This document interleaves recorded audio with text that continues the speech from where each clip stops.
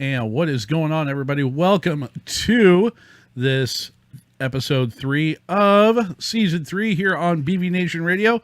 It is Sunday, February 9th, 2020. And as always, I'm your host, J-Dub, coming at you live from the Cowboy Technology Studios here in Oregon City, Oregon, also known as the end of the Oregon Trail. And with me, as always, are my co-hosts. First off, the lovely Miss Sexy Girlfriend, Miss Mariah. Oh, sexy girlfriend!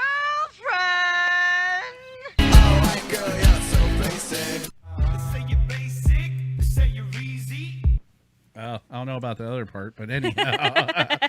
And back with us from his R&R time, from his surgery, our good buddy, my fellow U.S. Army veteran, and our local outdoor expert, Mr. John Toll, the Dapper Sapper. Here's Johnny. Stop rookie bitch.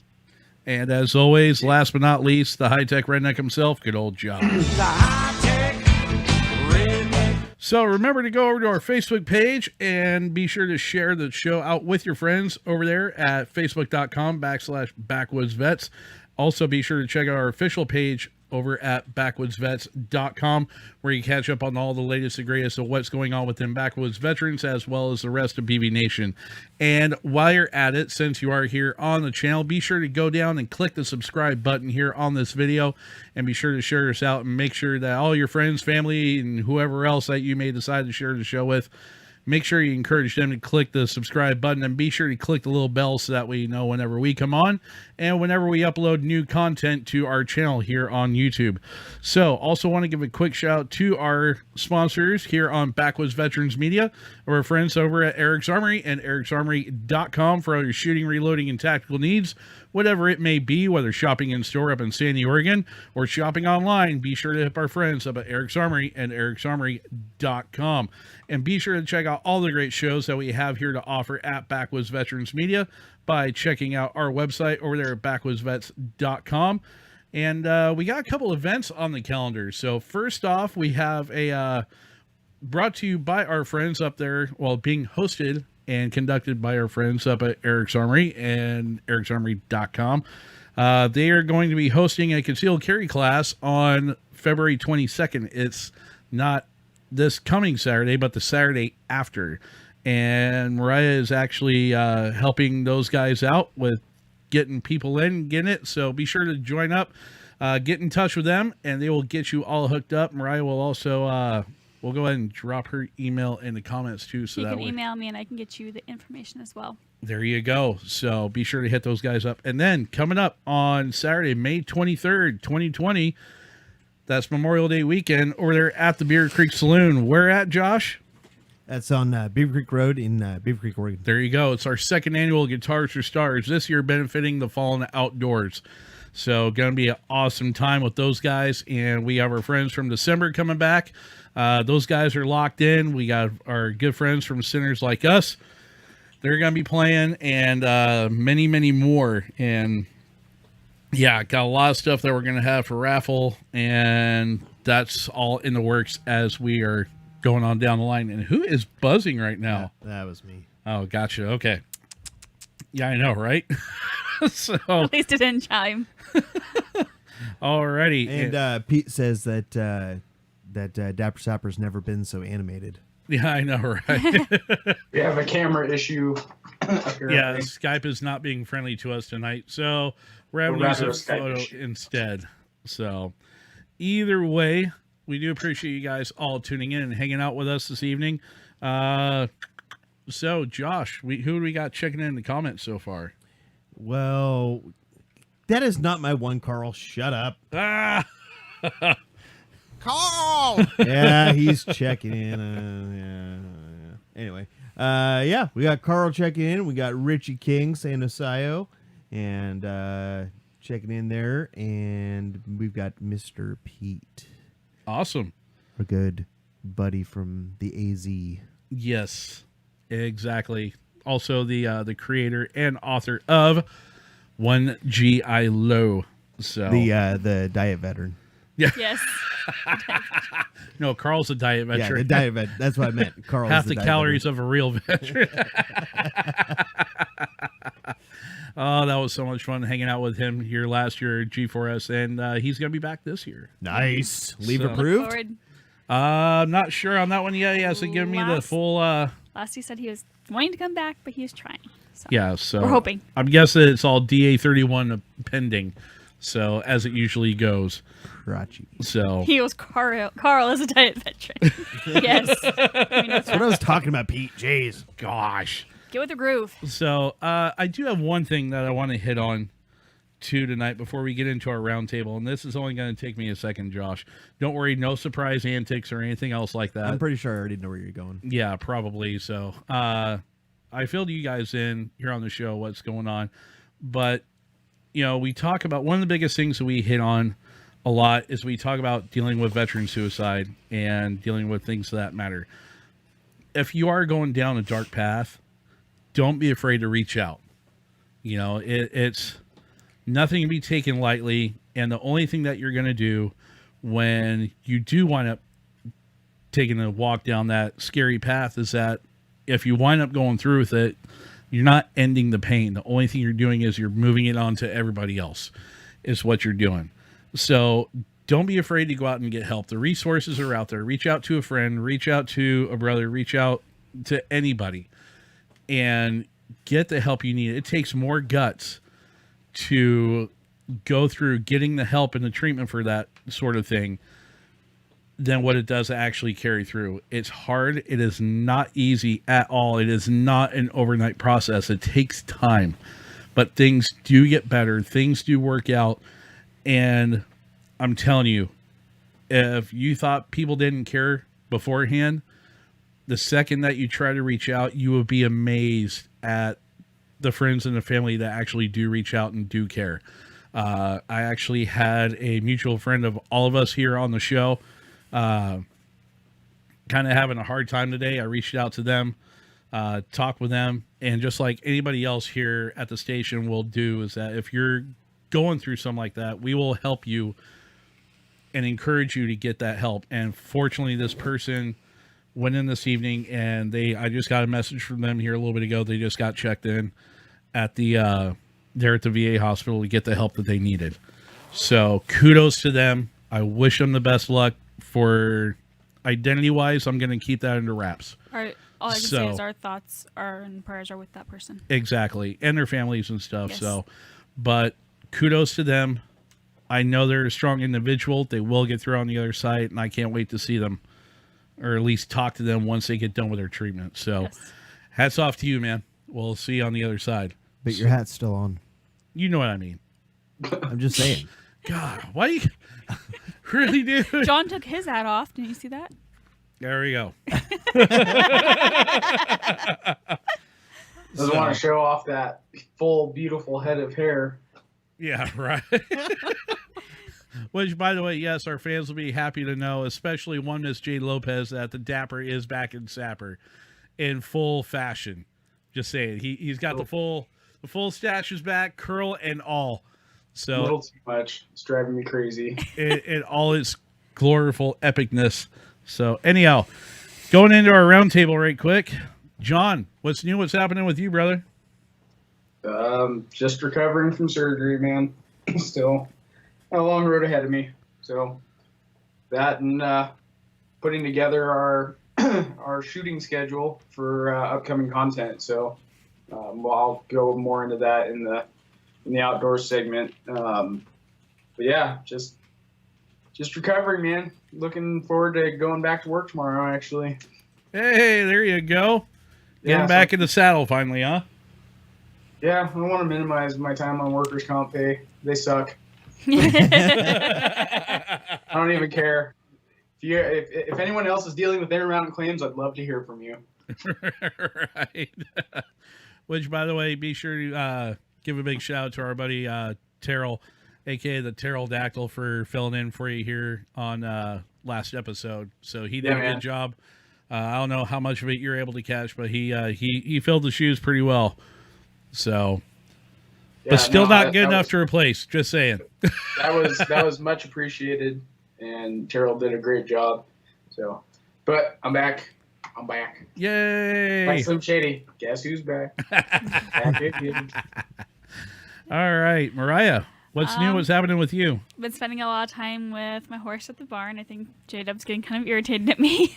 No, not really. I'm really enjoying being able to spend time with the horse in a good barn and everything, and going out there after work and not having to stress about it or anything. So that's really nice. Had something else. I don't remember what it was now. I have no idea. Other than that, not a whole lot's been happening with me. So Moving right along then. Josh, what's up, brother? Oh, you know, haven't been too busy at all. Just, traveling the globe. No, not really. traveling. Tra- different At Travel least in it the north- feels like it. Travel in the Northwest. Yeah, doing a little training tour for some of our sales staff at work. So, been over in Eastern Washington, which it ended up snowing on us in Spokane, which was beautiful. We had snow here too, Yeah. We had snow on Monday. and again on whatever day it was. Alrighty then. I didn't hear about it. Anyways, so so had a good trip doing that, and then off to another week full of traveling around this week. Woohoo! But Where are you off luckily, to this time? well, luckily, I get to start my tour in Kentucky. Oh, man. Look out, John. So- Watch out, Dapper Sapper. Watch So, out, yep, Athen. Here he comes. Gonna go and meet up with the Dapper Sapper and the lovely Miss Katrina, and Very nice. grab some grub and all that there, and Heck yeah. yeah, be good times. So then head down to Southern Oregon, down to the Medford area, K Falls area. So Nice. yeah, good stuff. You know, I hear property down there is really cheap right now. Down around K Falls. Oh yeah, Yeah. why's that? I'm just saying, it's something I noticed. And I don't know, it'd be a good idea for setting up the new Backwoods Veterans Comp. Hey, 10,000 for bare usable land for about 5 to 10 acres. Oh, there you go. Yeah. Yeah, if It's you a hell want of to a live in commute. Crackhead Central. Yeah. Yeah. What, in the middle of BFE? Yes. I mean, K Falls, dude. I did K drive Falls through. is- I did drive through Telling you, Bill. Spokompton when I was up there. Spokompton. Spokompton, city of. So Compton. actually, funny enough, my daughter and I are looking at spring break and trips and all that, and what we're going to do this year. And I actually think we're going to be heading down towards that general area, Ashland, Grants Pass. Very nice. Down in there for spring break. So go hit up the Oregon Vortex and. Oh, there you go. There's I guess like a 3.5 hour long zip lining tour What? down there. Yeah. So Oh, we're yeah. Dude, that's awesome. we're looking to go hit that up too, and check out as many of the things as we can. So I may be doing a little, scoping out while I'm down in the area this week, get an idea of what's good, what's bad. So, Right? Yeah. Right? You act like you have something No, else. I you're- just said nice. Oh, okay. Yeah, Gotcha. Nice. And Dan? What about you, J-Dub? What's new with you? Yeah. Just doing other shows on the network and life as always. Trying not to kill your dog. No, that was you. Anyhow. Yeah, it's both of us. But no, other than that, no, nothing new here. So same old, week in, week out. So that's all I got. Was off here, not this last Friday, but the Friday before. We did no Friday night debauchery because couldn't get anybody to cover down, and I was sicker than a dog, but bounced back from that. So thank God, just in time for coming back on this one. So other than that, wasn't too bad. Well, I hope Scott feels better soon. You said sicker than a dog. Oh, fair enough. Yeah. Fair enough. Scout will feel better if he's away from me. Because real quick, he's been a Houdini. A Houndini. Houndini. Getting out of his kennel. You like- be nice to Scout. He has gotten it horribly. He's dug under the gate, filled that in. Justin fixed the hinge on the gate. Thought we had him in there. He put him back in there. Hour later, he's out again. Yeah, is what it is. So Yeah. anyhow, moving He's just- right on along. So, Josh. Oh, he's over there typing. So, John, you ready, brother? I'm ready when you guys All are. right, let's go ahead and do it. Let's hit up the outdoor segment, shall we?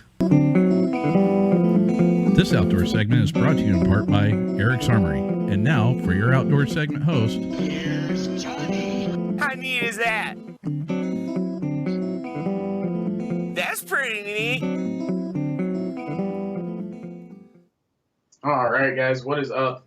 It's been, well, about 3 weeks since I was with you guys almost. Yes.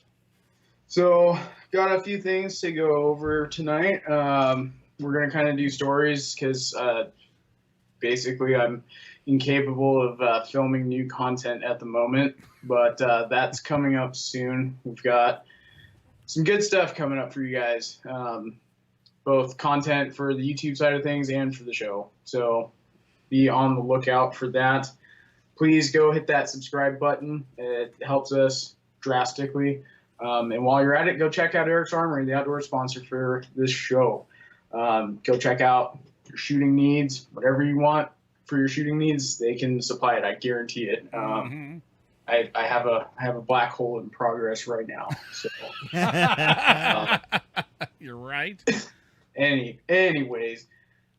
With that, so we're gonna just jump right into the first story and some stuff that I've been wanting to get into more and more. That's hopefully I'm gonna be able to bring you footage of eventually in the not too far distant future. Hopefully within the next year plus, as a personal vacation of mine. But I want to actually use it for business purposes too. So I wanted to get more into the climbing aspect of the outdoors because it's something that's near and dear to my heart. In mountaineering, and hopefully with any luck within the next year or so, I'm going to make the Everest Base Camp trek. It's something that I've been trying to plan and it's been on my bucket list for years. But anyways, so I thought I'd get you guys this article from rockandIce.com. Winter Expedition Rundown, K2 Everest Broad Peak. The 2020 winter season is seeing several major expeditions in Nepal, Pakistan, from Jose Kobush to working on the first solo unsupported sans supplemental oxygen winter ascent of Everest, which that sounds like a bunch of gibberish, but basically he's going to solo Everest without oxygen, which is insane. That's how many people do that? None. No. Zero.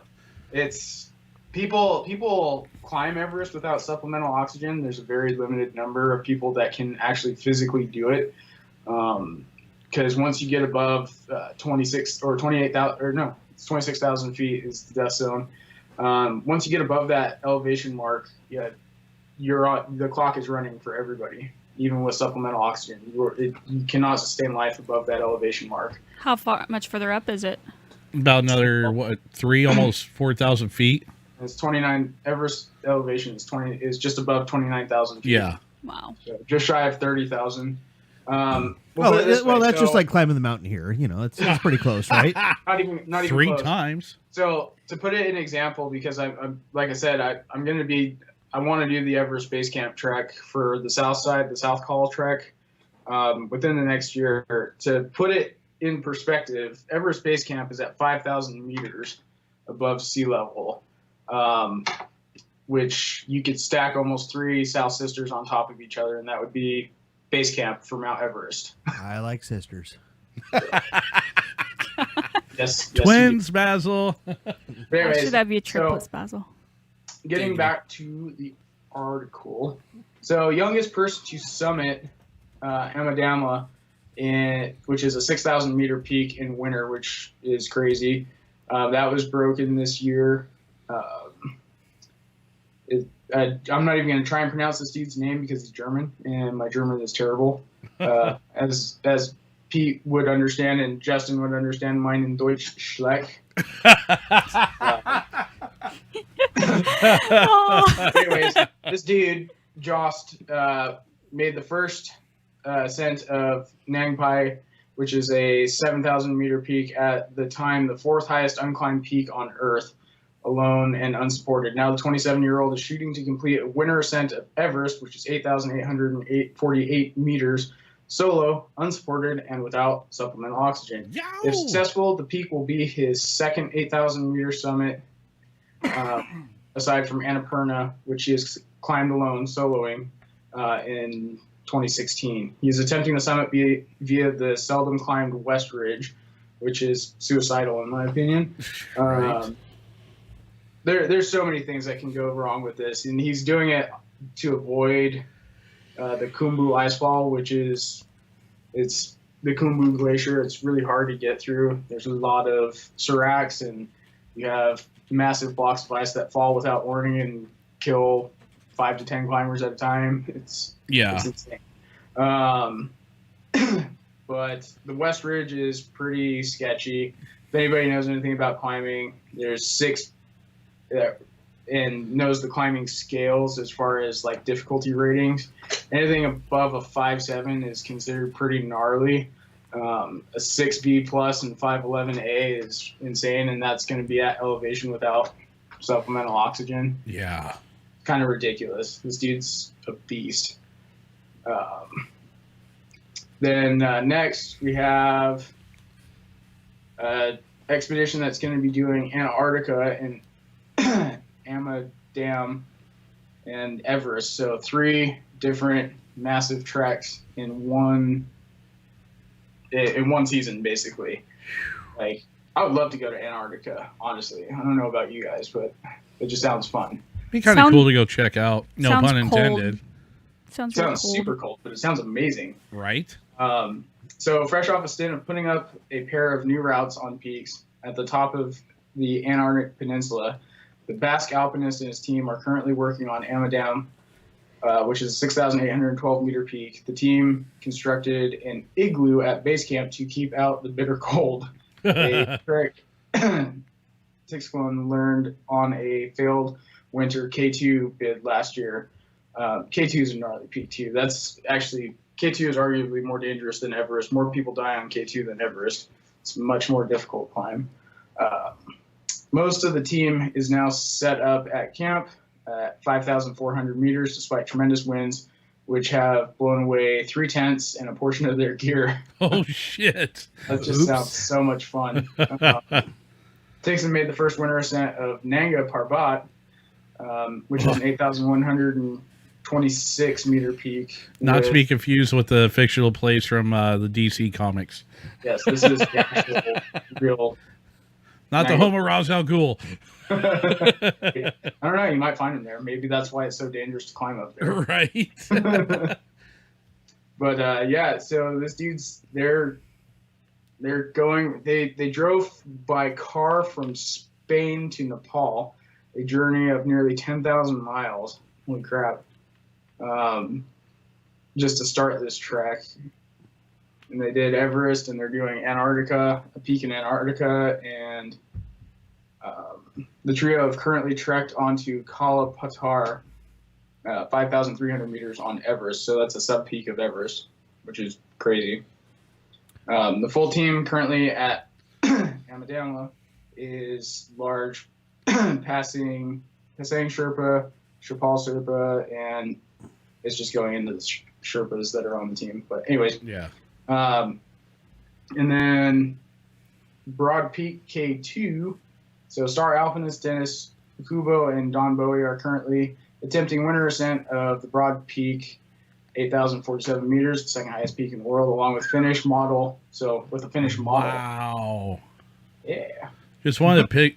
Josh is working on throwing this up right now, but this photo here, that's something.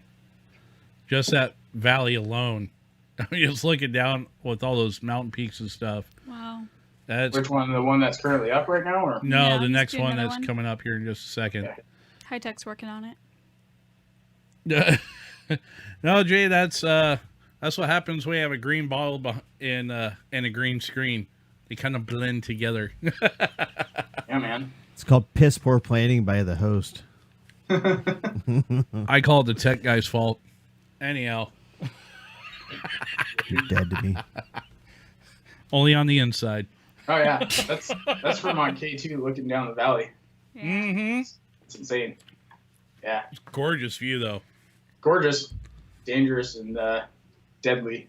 Absolutely deadly. Right? Out of like, I can't remember the actual sum. I believe it's 1 out of every 6 climbers that summits K2 dies on the way down. Wow. It's not good. Yeah, it's not on the way not up. good. It's on the way going back down that gets them. Go figure. We'll make sure you're either 2, 3, 4, or 5 then. Okay. Right. Right? That one goes 2 through 2. I don't think I'm going to be climbing K2 or Everest anytime soon, ever. Right? As much as I would love at a shot to get in shape to try and summit Everest, it's not the physicality of it that worries me. It's the price tag attached to it. I can do the Everest base camp trek for super cheap. That's just a dream and a goal, and it's cheap. Climbing, getting the actual climbing permits to do Everest, that's going to set you back about $50,000. Yeah, it's not cheap. So, You need to do a lot more scratches. Right.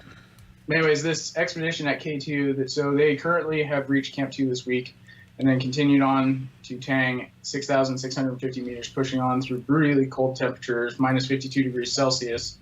I don't have the conversion for Fahrenheit, so bear with me, European numbers. Everything in climbing has to do with metric system and European numbers for some reason. But yeah, it's cold where they're at. All team members are currently back at base camp preparing for another push. After Broad, they plan to take a shot at the legendary K2 as well as the last remaining 8,000 meter unclimbed in winter, which is insane. These guys are all insane. Yes. Like, they're beast mode, but it's pretty cool. So Damn. that is where I'm going to leave the mountaineering news at for the time being. So this is something that's a passion of mine, and I want to my hope is over this year is to share more actual real world mountaineering with our viewers, through video content and stuff like that. So that's one of the things I want to bring to you guys. I didn't really get much into it last year, but hopefully this year we will get more into that. With that, what do you guys think? Oh, shit. There he goes. No. Alvin strikes again. Right?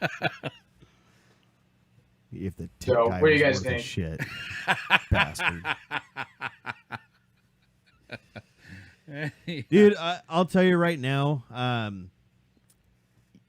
Just looking at the mountains that are here in our state, I'm already kind of terrified of those. looking at these that these guys are out doing, is just amazing. I've got a buddy Ray that goes and does this kind of stuff too, and he just takes off for these treks like, just it seems like randomly, but he does a ton of different climbs and all that kind of stuff all throughout the year, and it's just insane to me. Oh, it truly 'cause is. I couldn't survive. There's no Well, way. now that my shoulder is on the mend, that's why I didn't do any of this stuff last year, because for those of you that don't know that about my shoulder injury, I had a Bankart's lesion. I tore my glenoid and labrum and my bicep tendon. So I've been not able to do a lot of stuff for the last year, and it's finally fixed. And hopefully before too long, I will be able to get back to doing some of this stuff.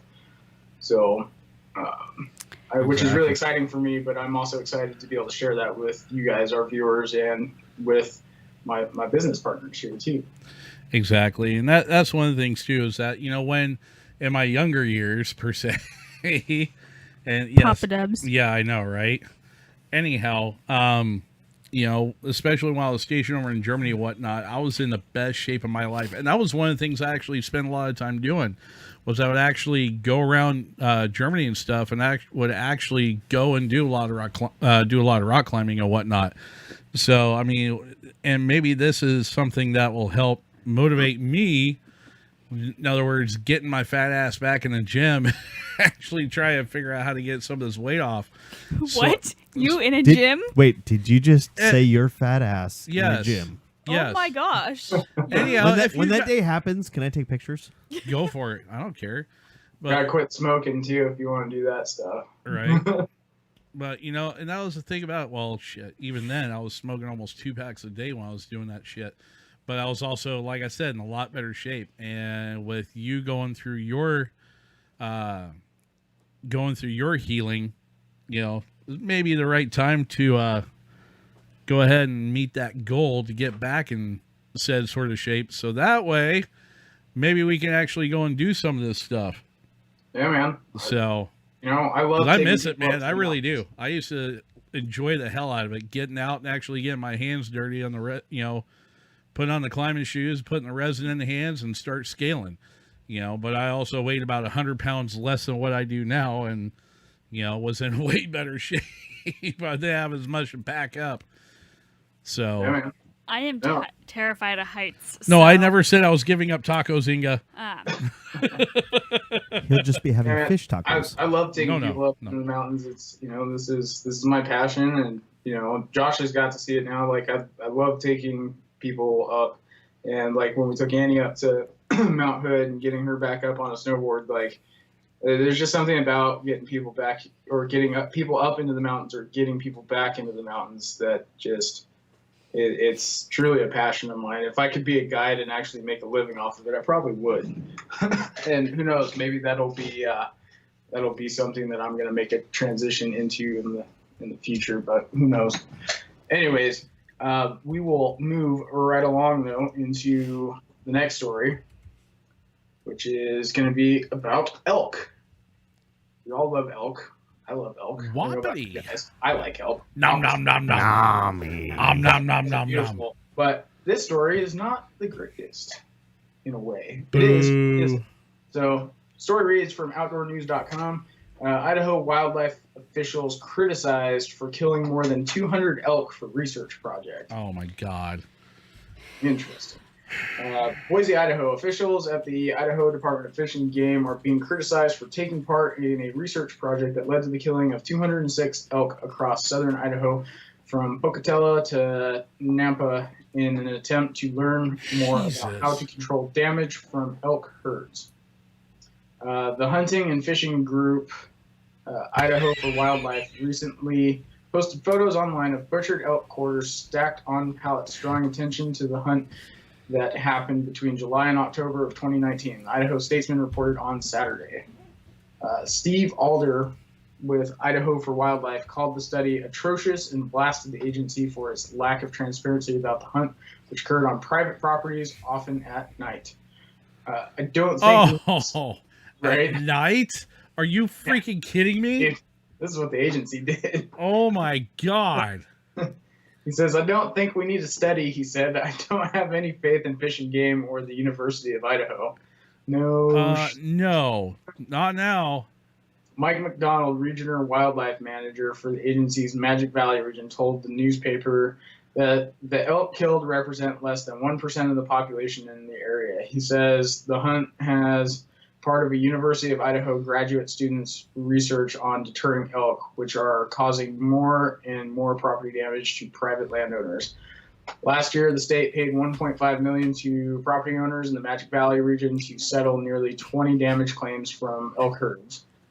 The project included 4 treatments for elk depredation, deterring elk by using fences, driving them away with hounds, spraying non-toxic but bitter-tasting substances on crops, and shooting and killing some members of the herd, McDonald said. In all, 206 elk were shot and killed on private property and multiple hunting units by the graduate student and Fish and Game technicians, McDonald said, since some of the animals had begun grazing exclusively at night to avoid previous deterrence. The hunts happened at night. McDonald said at most 6 animals were killed in one night at one location. Meat from the animals was processed by a butcher and distributed to food banks. Well, at least they did that. At least they used it. Yeah. Fish and Game won't know the outcome of the study until the student, who wasn't identified by the agency, go figure, finishes his research this spring or summer. And the bark book. Well, the one thing that really irritates me about this, I mean, it's not... Well, 206 for a study seems kind of steep for doing that. I don't care if it is just 1% of the population. Oh, right. I mean, I'm glad that they took the meat and they donated to food banks and things like that. That's cool. I'm all for that if they're going to do it like that. However, the way that they went about it, so we get preached at and told that, well, you can't do it at night. You can't, use all these other methods and everything else. Yet the state of Idaho and this university use those very methods that they tell us not to do. Basically, they pretty much poached them. I mean, with, for lack of better terms. Right. is the best way. I mean, granted, yeah, they weren't apparently illegally taken. They must have had the permits, or they had the ability to do it, the legal means for it.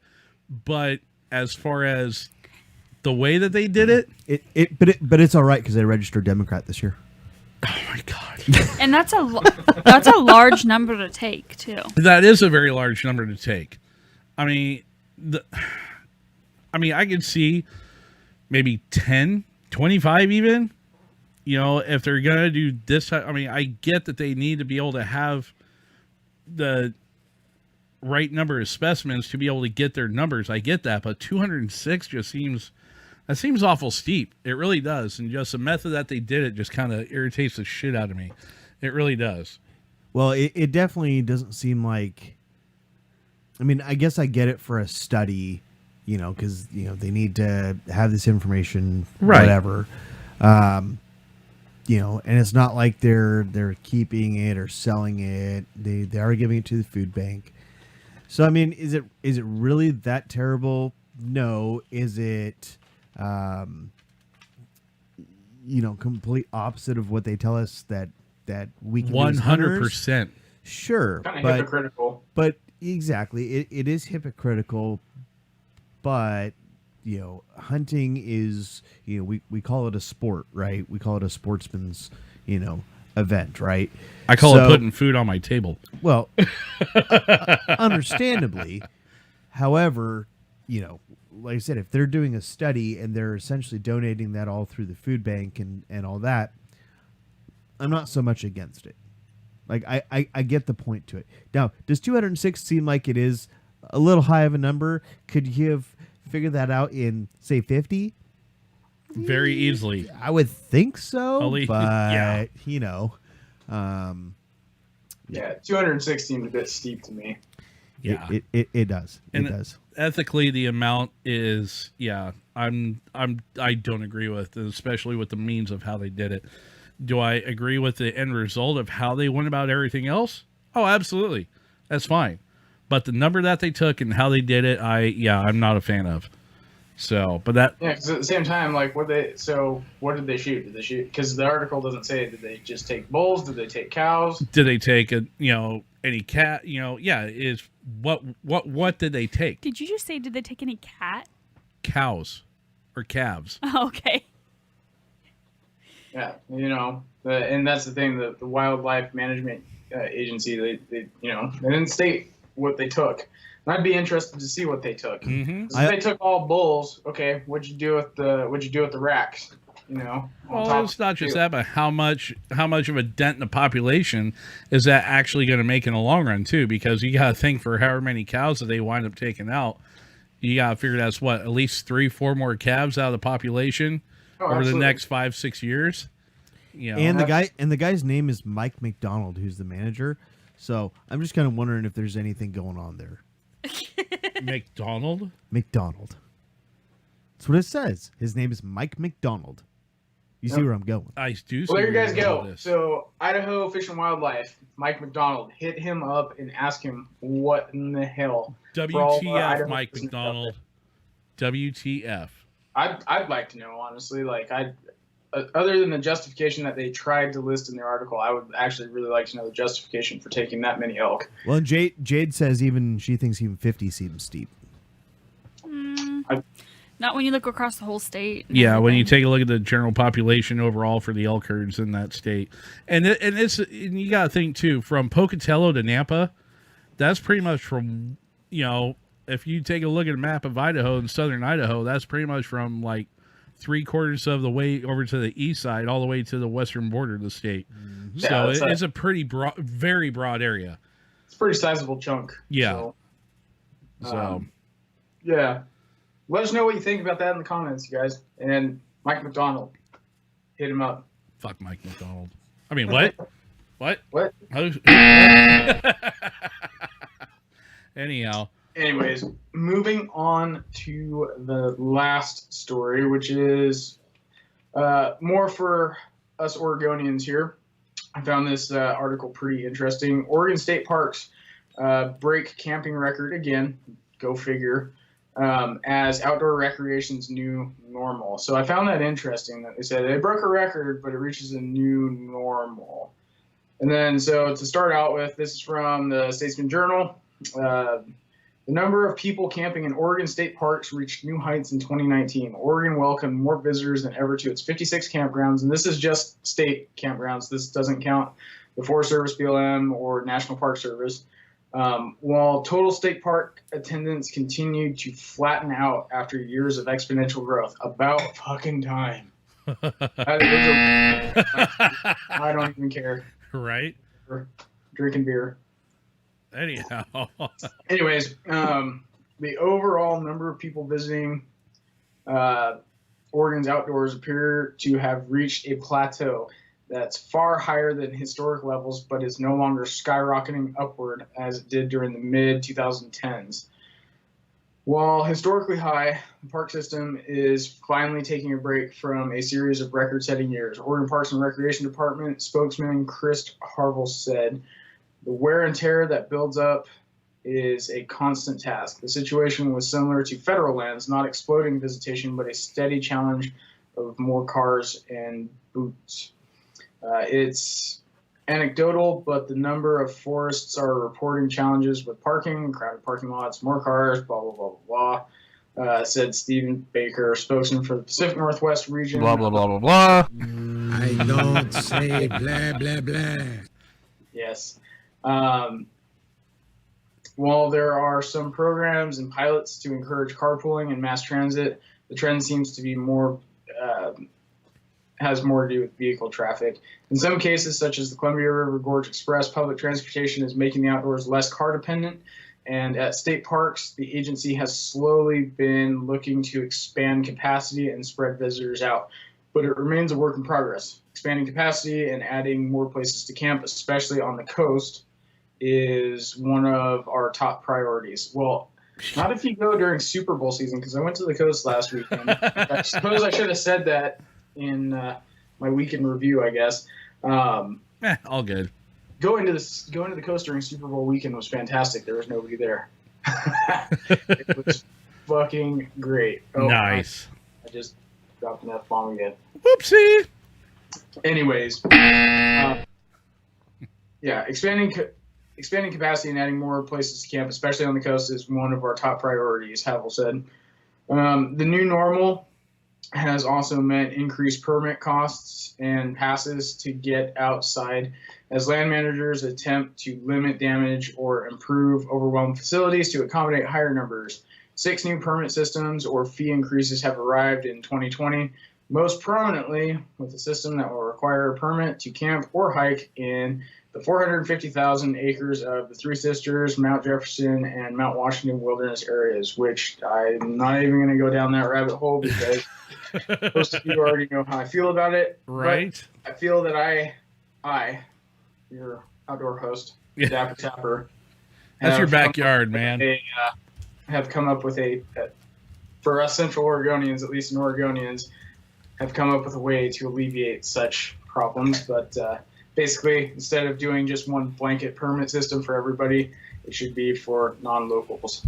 Because that's where the issue is coming from, especially if you have a California driver's license. No offense if you're a Californian listening. If you have a California driver's license, you should be paying full cost to go in our forest because you people are terrible. But by the way, last time I checked, when I paid my taxes, I paid them to the state of Oregon. So yeah, no kidding, right? I'm pretty sure that not just a local. I think if you're an Oregon resident. Oregonian? Yes, Oregon resident. You should have to be a local to get free access. I think they should just check and see if your taxes are paid. If your taxes are paid in Oregon, then you get the go. Right. Right. No, that would be good too. But anyways, the number of people camping at Oregon state parks has risen almost every year for the past decade. But in 2019, it reached 2.93 million camper nights, up from 2.89 million the previous year, and 2.41 million in 2013. Wow. That's statewide. So, meanwhile, total visits to Oregon state parks, recreation sites, and viewpoints was estimated between 49.9 million, down from 51.2 million the previous year, and the record 51.7 million in 2016. So I can tell you from my experiences as a avid camper that it's definitely true. It is definitely hard to find a site at state campgrounds, state parks, all that. You've got to reserve very, very well in advance. Even National Forest, to tell you the truth. National Forest is worse, especially here in Central Oregon.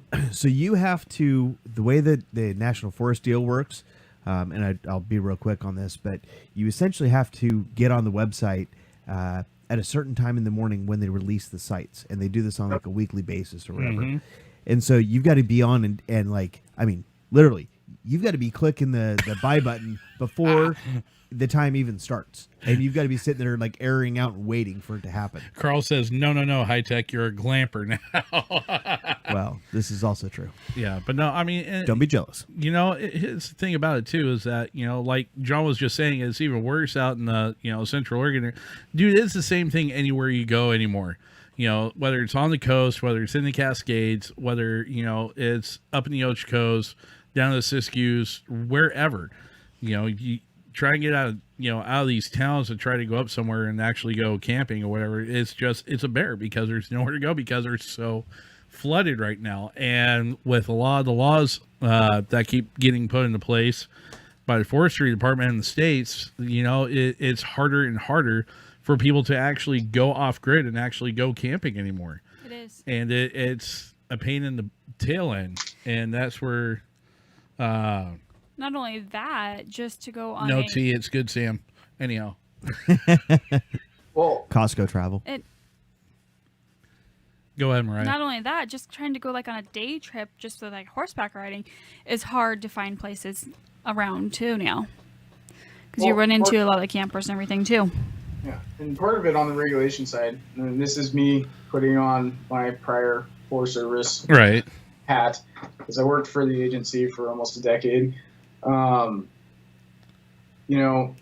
Unfortunately, it's kind of like the military, And for those of you people that are like, oh, the Forest Service is unconstitutional and illegal and blah, blah, blah, fuck you, shut your stupid mouth. You don't know what I'm talking about. Anyways, it's, if you can come up with a better solution, I implore you to have that argument with me, because I've had plenty of arguments with people on this, but people ruin it for themselves. I was going to say, I don't agree with everything that the agency does. I worked for the agency.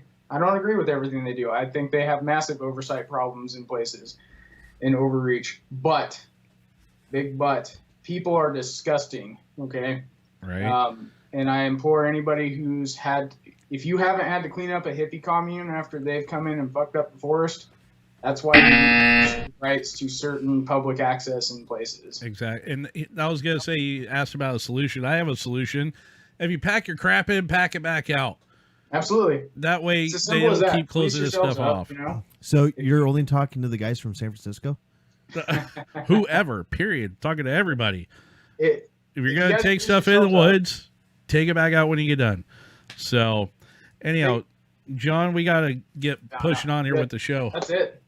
That was the end of the story anyway, so we're good. All right, close out for the outdoor? What's that? Close out for the outdoor? Oh, yeah. Sorry. Yeah. So, guys, that takes care of your outdoor portion for the show. Sorry, I'm a little bit rusty after being off for 3 weeks. All good, brother. Yes, moist. If you guys haven't already, please go check out Eric's Armory at ericsarmory.com or their Facebook page at Eric's Armory. They also have an Instagram feed. We have links in our YouTube page to Eric's Armory as well. Please go check them out for your shooting sports needs. Also, be sure to go hit up our website. I want to hear from you guys as this new season and as I'm recovering, what you guys want to see for content, both YouTube and on the show. So with that, I will hand it back off to our wonderful host. All right. Appreciate it, John. Thank you once again for an outstanding outdoors segment. Do appreciate it, brother. So, all right, let's go and move into our next segment, known as Pop's Takes. Hit it, Josh. We hope you brought the aloe and sunscreen. Bullshit. Because these takes are scorching hot. Now, get ready for some raw, You want it raw? gritty, and unfiltered takes from the old man, Don himself. she can't see the truth because it does makes her look like an idiot.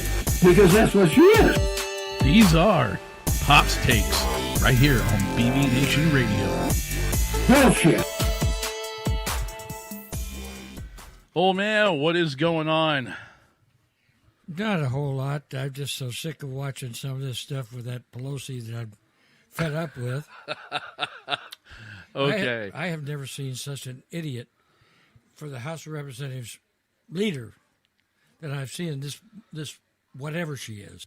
What was your biggest takeaway from it? That he didn't talk about himself. All he talked about was what had been done for so many people in America. Everything from the veteran, the military guy that was brought him back to his wife, kid, right, to the little young girl that's gotten a scholarship. Just everything in general was just all about what is going on behind the scenes. Something that they haven't given us a chance to see. I mean, the media has just ripped it up. They've become so bad that they just can't see the truth. And I would agree with that. They just have to print or say what they think is going to hurt Donald Trump. He's not just Donald Trump. He is the president of our United States. You and I both sat down and watched the State of the Union. Your reaction to her ripping up her copy of the State of the Union address? Well, to begin with, that's a felony. That does not belong to her. That belongs to the House of Representatives. And she has no right to do that. When she does that, she's committing a felony. Right, because it's her copy that's supposed to be taken to the National Archives. Right. Do you feel that just because it was a signed copy given to the Speaker of the House from the President of the United States, that was an official document? That was a signed copy given to the House of Representatives leader to go in the archives. And she had no right, and she committed a felony when she tore that thing up like she did. That's exactly it. I'm just saying that there's these other opinions that are out there, and whether or not you agree with them, obviously not. Well, they're not really opinions. What they are is just outright lies, and they don't want to admit that what she did was wrong. She's their leader. That's just what I know and what I've seen in my experience in the military and in public or civilian life and everything else over almost 80 years. And what I've seen for the last 10 years, especially the last 6, are some of the worst things I've ever seen our politicians do. The Democrats used to be a party of love and worried about the blue collar, the blue collar, the average person. Now, all they're worried about is putting money in their pockets and having the power to control everything. They've gone completely out of hand. And now the candidates and all that, they just want to turn everything into a socialist. And I haven't figured out yet where they figure they're getting all the money to do all this free stuff they want to do. Oh, of course. It's going to come out of our pockets as a taxpayer. What happens when we don't have enough money to give them? Uh-oh. I mean, seriously, they're right off the bat, you're going to be looking at anywhere from 75 to 90% of your wages. Hardworking guys, I don't have to worry about it anymore because I don't work for a living anymore. Right. I got to tell you that it's just become so bad that I just don't even know what to say about it anymore. I just don't know where to go. If I was younger, I'd probably leave the country. Where would you go? Probably Australia. Australia's nice. If I was not going to, I wish they didn't have all the fires they have right now, but, I've served with a few of them. Oh, as have I. And you know what kind of men they are, what kind of patriots they are to their own country. Absolutely. And to democracy and all that. So if I was going to go anywhere else, that would be where I would go. I like their country, okay? And I've only been there once. That was about a week on R&R. Nice. Where at? Sydney. Oh, okay. You got it. So, coming up for November, your predictions on the national elections in November, how do you think it's going to play out? Do Republicans take the House back? Does Trump get reelected? Do we lose the Senate? What do you think? I think they'll increase the Senate, take the House back, probably by a large margin, and Trump is going to be reelected. So you think that the Republicans are going to get back at a minimum 22 seats in order to regain control of the House of Representatives? Actually, looking at it and watching all these, I'm guessing we'll probably gain 30 seats. You think it'll be as high as 30? I think it'll be as high as 30. There are so many of them that people are fed up. they haven't done a thing except since day one that he was elected, not when he was inaugurated, before he got inaugurated. All they've talked about is resist, resist, resist. And people are fed up with it. There's so many things they could do with infrastructure and our health deal and all that kind of stuff. Yeah. And immigration is just what I heard about this new law, or the one that they're trying to push in, where they want to give the immigrants that are illegal immigrants freedom to stay here, even if they've high as manslaughter, killing somebody, raping a woman, 2 or 3 women. Oh my God! And all I want to do is, we'll give them citizenship and they can stay here, and we aren't going to bother them. Have you read it? No, I have not read it so far. You'll have to. You better read it. Most definitely. It's scary. It is really scary. Have you heard about what has gone down over on the East Coast with the Commonwealth of Virginia with the assault weapons ban that they just voted in? I haven't heard a whole lot about it, but I know that what they voted in was not just assault weapons, but it was almost any weapon if they can get it. They want to take all weapons away from you. I heard somebody say on one of the programs that this is all racist thing. How is the topic of gun control racist? Enlighten me on that one. Well, like their logo, or whatever that has nothing to do with race. They say it does. It's just like they come out some of those NBC or whatever they are. Yeah, they came out yesterday, I think it was, and they're saying, Trump is racist because he kicked that that military guy out of the White House. Oh, Lieutenant Colonel Vindman? Yes. How can you call it racist? Is he a Jew? Last I knew, he was Orthodox Russian. Okay. So he's not black, he's not Jew, he's not anything except a white military guy, right? Yeah. So how could it be racist because he got fired because he couldn't do his job right? Well, it's getting a little ridiculous. That's the kind of stuff that we're hearing. You look at your local stations and all that, you don't hear that stuff. But boy, I tell you what, you get on the national TV and there's... It is horrible anymore. CNN, MSNBC. Yeah. Oh, it just... I mean, it gets sickening after a while. All right, Pops. Well, we'll go ahead and wrap this up. Appreciate it once again. And we will be back and talk to you guys more here next week on BB Nation Radio with Pops Takes. Have a good one.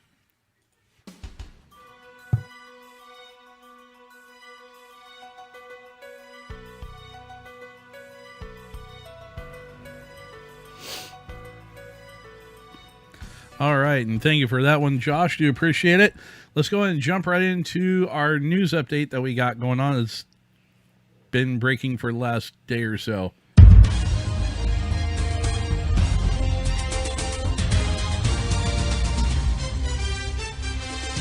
All right, brought to us courtesy of Fox News. This headline reads, Army soldiers killed in Afghanistan. Okay. Oops. There is the one. There's your one, Josh. Anyhow, in the attack have been identified were part of a Special Forces group, which was initially reported. 2 U.S. Army Special Forces soldiers who were killed in Afghanistan when American and Afghan troops were fired on during a mission in Afghanistan were identified by the Pentagon today. The soldiers, both assigned to 3rd Battalion, 7th SF Group, at Elgin Air Force Base in Florida, were Sergeant First Class Javier Jaguar Gutierrez of San Antonio, Texas, and Sergeant First Class Antonio Ray Rodriguez of Las Cruces, New Mexico. Both soldiers, who were posthumously promoted, were 28 years old. According to the Department of Defense, U.S. Special Forces soldiers are also called Green Berets. I don't know why they needed to include that, but okay. The 2 were killed Saturday after they wound up in a firefight with a gunman that injured 6 others in the Nangarhar province in eastern Afghanistan. Sergeant First Class Gutierrez was a warrior that exemplified selfless service and a commitment to the mission, both values that we embody here in the 7th SF Group. Colonel John W. Sanchez, 7th Special Forces Group Commander, said in a statement. Gutierrez enlisted in the Army in 2009 as an infantryman and stationed at Fort Bragg, North Carolina. In 2012, he attended the Special Forces Assessment and Selection at Fort Bragg and was selected to attend the Special Forces Qualification Course, graduating in 2015 as a Special Forces Communications Sergeant. He was previously deployed once to Iraq and once to Afghanistan. Our priority now is to take care of his family and teammates. We will provide the best possible care during these trying times, Santa said. Rodriguez also enlisted in the Army in 2009 and completed training at Fort Benning in Georgia before he was assigned to the 3rd Ranger Battalion, 75th Ranger Regiment. He deployed 8 times with the 75th Ranger Regiment and twice with 3rd Battalion's 7th Special Forces Group in support of Operation Freedom Sentinel. Sergeant First Class Rodriguez was selfless and served honorably. He was certainly among the best in our unit, Santa said. Here at the Red Empire, we take care of our own, and Sergeant First Class Rodriguez's family will forever be a part of us. We will assist them in any way we can to help them through these trying times. An Afghan Defense Ministry official who was not identified because he was not authorized to speak to the media told the Associated Press the shooter was an Afghan soldier who had argued with U.S. forces before opening fire. He was not a Taliban infiltrator, the official said. The U.S. military, however, has not officially called the incident an insider attack because the motive remains unclear and the shooter was not one of the soldiers on patrol. A U.S. defense official told Fox News. Defense officials said Sunday the attack remains under investigation. Such attacks have been frequent occurrences in the nearly 2 decades U.S. troops have been deployed in the country. In 2012, for example, 25% of American military deaths in Afghanistan were caused by allied Afghan forces, military officials have said. On Saturday, military spokesman Colonel Sonny Leggett issued in a statement saying those involved in the most recent attack were engaged by direct firing. In addition to the Taliban, we are not ruling out ISIS being responsible for the attack, the defense official told Fox News. Nangarhar province, where the attack took place, is home to roughly 200 fighters affiliated with the Islamic State. U.S. Special Forces soldiers led the mission at the district center in eastern Afghanistan on Saturday afternoon. Typically, Special Forces will conduct these types of missions with conventional Army infantry soldiers for added security on the perimeter. They also partner with Afghan soldiers. Since January 1, 6 U.S. service members have been killed in Afghanistan, including the 2 soldiers killed Saturday. Last year, 22 U.S. service members were killed in action there. The Trump administration is weighing a decision to remove up to 4,000 U.S. troops from Afghanistan. There are currently roughly around 12,000 U.S. troops deployed there. At the height of the U.S. military involvement in 2010, there were over 100,000 Americans deployed to Afghanistan and nearly 500 killed that year. End of article. Jesus. So I'm reading on CBS also that they're saying that the 2 were shot when an Afghan was dressed in an Army uniform and opened fire with a machine gun. Yeah. So, I mean, it's still... You know, this was the article, I don't know how old that one is that you're reading from CBS, but this one was released and updated 4 hours ago. Yeah, this one was 3 hours ago. So, all right, so, yeah, they're still getting contradicting reports on that one at this point. So, well, that's not contradicting at all, because they said that it was an Afghan, or at least, you know, dressed army or whatever. Right. But he was not part of the, you know, of that deployment. So he wasn't part of that unit. That's what this article, the Fox article, said. No, they said he wasn't part of that patrol. He was an Afghan. Okay, maybe. So he was an Afghan soldier, but he wasn't part of that particular patrol. Okay. So, in other words, he left the compound and engaged him that way. And the one you just read off was CBS saying that he wasn't. Well, it just says the 2 were shot when an Afghan dressed in an Army uniform opened fire. Yeah. So it doesn't say he was a soldier. Oh, was or wasn't. Okay, yeah, it gotcha. doesn't say one way or the other. So, you know, it's it's sad to see guys like this wind up, you know, having to meet that fate. But, you know, that's, you know, as it's not to sound harsh, but those guys there, you know, Special Forces, they understand that risk. I mean, it's sad to see him go. I mean, my heart goes out to the families of those, you know, soldiers that were killed and wounded, you know, but unfortunately that's part of the nature of the beast and what we do as a military. And, you know, it's, you know, it changes lives and unfortunately ends them too. So, but, you know, like I said, our heart goes out to the families of these 2 fine gentlemen So, with that being said, John, you got anything on this? It's just another unfortunate incident of green on blue. Be interesting to see what comes out in the coming days about this. I personally find it highly suspicious. Every time that we have a green on blue incident, they're like, "Oh, well, this Afghan soldier was arguing with U.S. forces." No, There's got to be more to it. There's more to it than that. And personally, if ISIS was involved, sweet. Unchain 7th group, and while they're at it, send 5th group over there and let them lay waste. Right. So, like, that's, whatever. But yeah, I mean, it's harsh. It's the harsh reality of war, and it's sad that, these guys, essentially, they got shot in the back. Yeah, that's basically what it boils down to. They got shot in the back because, you don't take out Green Berets very often. No, not very much at all. And this right here, this article right here is a reminder. One of the reasons why, kind of a little bit of a silver lining to it. They talk about being able to take care of the families and stuff like that. There was actually a organization that was being benefited for the auction at TriggerCon last year during the VIP event that you and I went to last year. Yeah, SOCAF. Yeah. Those guys will definitely step up, as well as I know our friends like with Jackie Gray and the Red Circle Foundation are going to step up to the plate and help these families out too. So, yeah, I kind of thought about reaching out to Jackie earlier, but I didn't get an opportunity to find out if they were already in progress on that or not. I imagine they probably are. Got a pretty good feeling that they already are. So, well, let's just take a moment of silence real quick for these two fallen soldiers.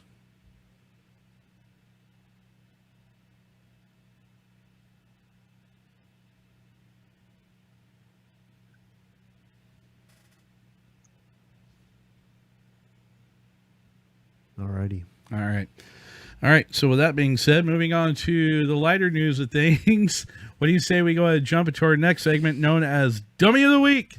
I'll spell it for you. D-U-M-M-Y. Shut up, dummy. You big dummy. For every man, there's a woman. And for every dummy, there's a dummy. Dummy. And now, your Dummy of the Week on BV Nation Radio. This was great. This is great. So the title says Marine Drill Instructor Boards Wrong Bus. High school students traumatized. Oh, I love it. Go ahead. Make me laugh so I can get through it. Okay. It was just a matter of time. Local San Diego high school hired a new bus driver recently, and he got on the wrong exit and ended up on MCRD. Having just finished his first cycle as a drill instructor, Staff Sergeant was pretty amped up. I just love making Marines. I lost my bearing a little, I guess. He entered the bus with the intensity of a freight train. One student tried to explain they were lost and obviously was greeted firmly with agreement.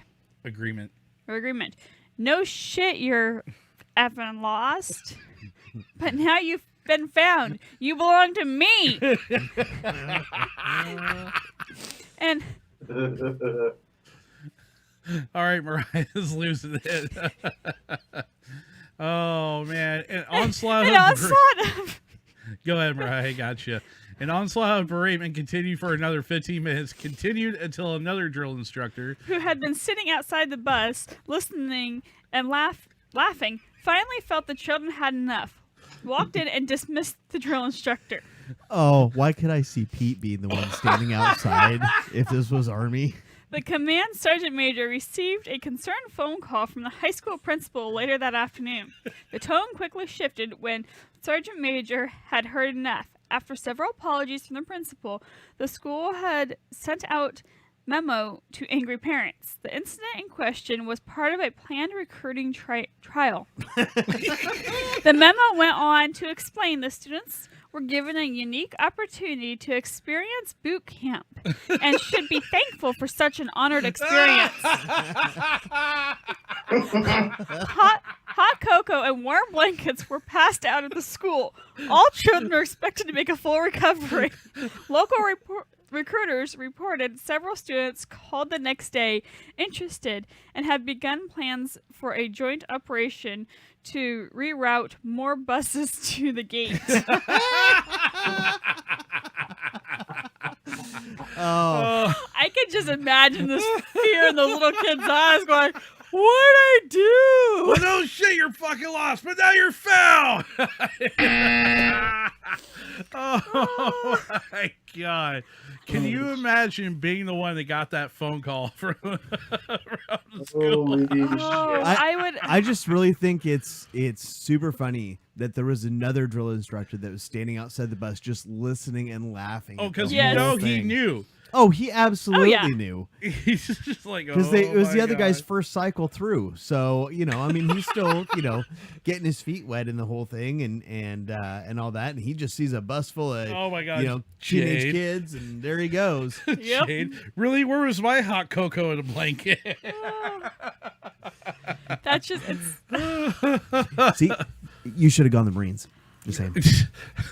Then you could eat red crayons. Oh my God! I tell you what, this is what I saw. This article. I don't know what to say about it. It has been a long time since I've read an article and started laughing in it. I think since the poor tweaker beaver. Oh God! The whole beaver incident outside of Kennewick. Not humping bears, humping beavers. Yeah, humping beavers.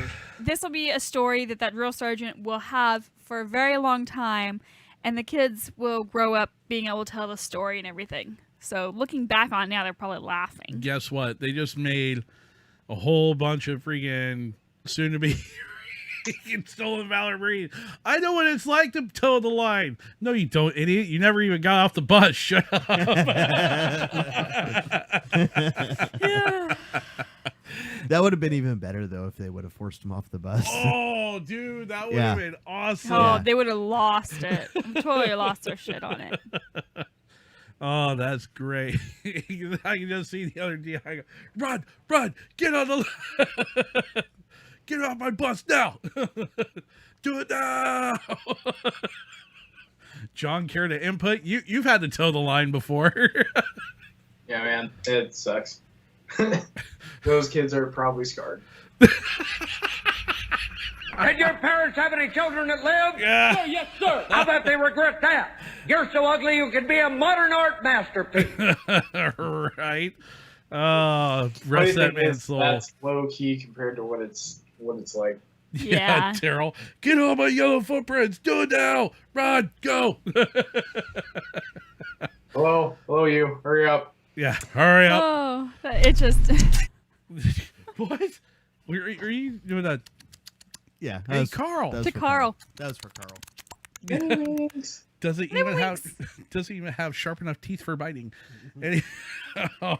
You just know that one of those kids' parents is trying to figure out who to sue for the emotional damage done to their kid. Oh, Jesus. Somebody has to go down that rabbit hole. Yep. Yes. Thank you, Firefall. Appreciate that one. Oh, somebody's.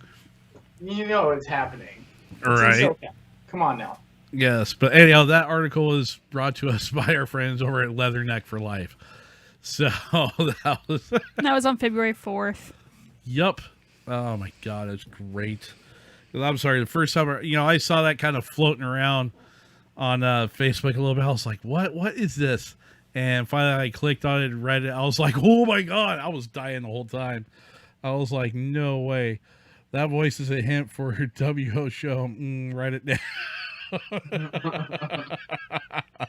There you go, Richie. See, why does everybody take their ideas from us?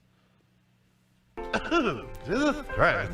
I don't know about those kind of ideas, but I don't know. I mean, we got rid of Mr. Slave a long time ago. I mean, there's a reason. Sorry, Carl, but it's true. Don't forget the snorting cocaine. Or tasting the rainbow. Oh my God. I'm kidding. It was the elephant in the room. I had to acknowledge it. Yep. Ooh. Ow! John, you do that way too well. It's kind of scary. I bet you that's what that drill instructor who was standing on the outside of the bus was thinking when, when the new guy went on there and started grilling those kids. Ooh! Ooh, something fun to watch now. Right?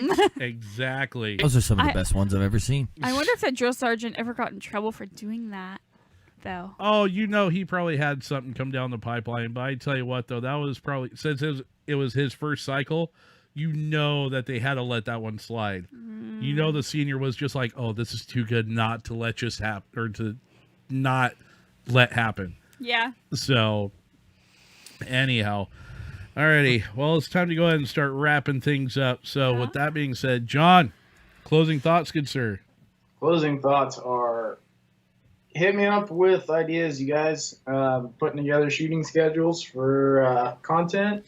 Love to hear from our viewers on what you guys want to see and what you guys want to hear about. It's always appreciated. Again, go check out ericsarmory.com and check them out at their Instagram and Facebook pages. Don't forget to smash that subscribe button for us, you guys. You're gonna do some pretty cool stuff here in the future. So please hit that subscribe button. Every subscribe helps, and helps us bring the content that you guys want to see. So with that, you know, it's still winter season. If you're going out in the mountains, be safe. Take a buddy with you. Take a battle buddy. Reach out. You know, don't, as we all say, take a permanent solution to a temporary problem. Hear, hear. Mariah, what do you got? If you're going to be traveling or anything, make sure you look ahead of time. And for any of those that are traveling, have safe travels this next week. Other than that, like John says, it's gonna be, if you're outside, weather's starting to turn a little bit where we are, but still get out and get out and get about, or however that saying goes that J-Dub likes. Which way is the weather turning? East or west? Yes. It's starting to get warmer. And don't forget to get a hold of me through my email at mskou@backwoodsvets.com, or get a hold of Eric with Eric's Armory if you guys are interested in the concealed class. Eric's Armory is putting that on. We're just helping fill seats. So that's something that's out there and you can do. Other than that, have a good week. Moist. Josh, what do you got, brother? Moist. Moist? He's waiting to get hit with the moose. The moose has yet to die. Yeah, like everybody's saying, you know, make sure if you're needing help, make sure you reach out to somebody. Doesn't matter whether you're a vet, doesn't matter whether you're a civilian. You know, it's important all the same. We all love our human beings equally. So, humans. Yes, human. So yeah, reach out, you know, and you know, again, get off the couch, get out of the house, get out there and go do something. And yeah, be active in your life. You know, it definitely also helps to do that, so you're not just sitting there inside your own head and because I know for me that's a scary ass place to be. That's for sure. It's been a good show for the moist part. Good job, Terrell. Terrell? You really don't want to see me in person now. Ooh, that was amazing. That was awesome. That was a great shot right there, man. That was good. That could be the comment of the year so far. So far, yeah. Yeah, that's about it from me. Stay safe out there, folks. Exactly. So, you know, like these guys all said, you know, I'm going to play the first sergeant here repeating after the commander, you know, piggyback off what the commander said. You know, don't take that temporary. That sounds like Winnie the Pooh. Because John knows exactly what I'm talking about. You know, don't take a permanent solution to a temporary problem. You know, it takes more guts to reach out for help than what it does to actually carry through. So, you know, just be safe. Remember, guys. I think you're pretty neat. Yeah, we do think you're pretty neat. Throwing that out there. Also, next weekend, since nobody has managed to talk about that elephant in the room, what is next Friday? Yes. It's Valentine's Day. So? Oh, you mean fake Hallmark Love Day? What's your point? It's Singles Awareness Day. All right. Yeah, get it right. I'm just excited for March 14th. Right? What's going on March 14th? Oh yeah. It's Reciprocation Day. That's right. That's right. It's, since February 14th is when the guys are supposed to spoil the ladies. Ladies, don't forget March 14th. Just saying. Reciprocation Day. But what if your lady doesn't really care about Valentine's Day? Oh, no. Okay, she may say that she doesn't care about Valentine's Day, but she cares about Valentine's Day. It's a principle of the matter. Just throwing that out there. Pretty much. Yeah. It's a waste of money, honestly. They jack all the prices of chocolates up. They jack all the price of flowers up. Speaking of jack. February 14th is not the day. February 15th. Yeah. Yes, exactly. Thank you, John. That's when everything goes on clearance. Yeah. That's when the smart day is to buy. Which, yeah. Or like all the girls want their guys take them out to dinner and everything, and you can't get a dinner reservation anywhere because it's so crowded. I'd rather sit at home. No, you got to get off the couch and get out of the house. Yes. Okay, then take me shooting. Okay. There you go. You were just told. Yes, I know what I'm doing for No. for Valentine's Day. We're No. going shooting on Saturday. No. So shop on the Did 5th. she say no? Yeah. Yeah. So, but like I said, remember that's coming up. So take care of your sweetie on Friday. And that reminds me, since Valentine's Day is on Friday, that means I got to line up a special brown chicken brown cow edition of Friday Night Debauchery then. Ew, don't talk like that. That's gross. You need to be playing nothing. But Marvin Gaye. Nothing but Wham. Nothing but Wham. No, not Gosh. Need Wham. Wham, Marvin Gaye, and Barry Manilow. just throw it all on repeat and let it go. Oh, that's wow. And maybe a little bit of Lionel Richie. Oh, night long, Well, that would be classic. for all those out there that like to celebrate Valentine's Day, have a good one. Why, thank you, Mariah. Thank you for that. That's touching. Yeah. It hits right in the feelers. Still trying to figure out which one, but it's. And for you single fellas out there, well, you know what you got to do. Make sure you use extra lube. Just saying. Get a sock ready. Make sure you put the sock on the doorknob and use extra lube. They're so soft. Don't And moist. Don't need that shit going raw. Just say. Oh, you would go there. Hey, Raw it's like Pops likes to ask for a Pops takes. You want it raw? And you look in back door. It's nasty. Oh, wow. I don't want to make sure it's a moist day, according to Carl. Brown chicken, brown cow. Oh, my God. And you single ladies, make sure you have a fresh set of batteries. Just throwing it out there. Did you just really say that on the air? Yes, I certainly did. All right. Hey, Don't forget to hashtag me too. Hey, I didn't say batteries for what. You're making assumptions over there. Don't, Eddie. Dug deep for that one. High tech. Oh no, it was readily available. Oh my God. So anyhow, guys, we will talk to y'all. Oh, and one more announcement right quick before I forget.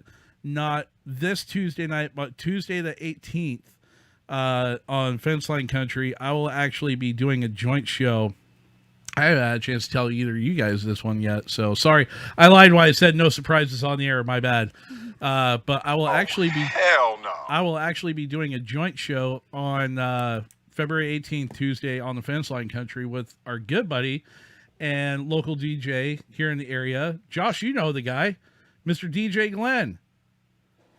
That I do. From Hillbilly Highway. So he'll be hanging out there in the studio with me, and we'll be doing a gig there. So that'll be a good time for that one. So anyhow, again, thank you to our sponsor over there at Eric's Armory and ericsarmory.com.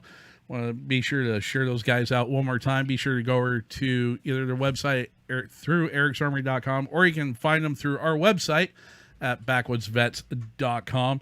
And again, be sure to smash the subscribe button as well as click that little bell so that way you guys know when we come on the air or when we have new content to share. So, tell your friends, tell your family. Exactly. Spread the word. And the more people that we get on, the better the content we're going to be able to do for you guys. So spread. What?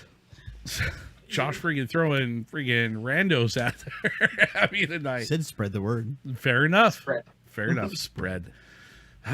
Anyhow, all right, guys. Well, if nobody else has anything, one more time around the room. John, you good?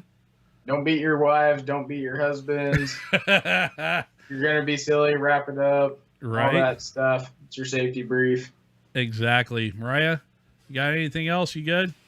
Have a great week, everybody, and we look forward to talking to you guys next week. Josh? Yep. Josh, I'm... All right, good night, everybody. We'll talk to you all next week.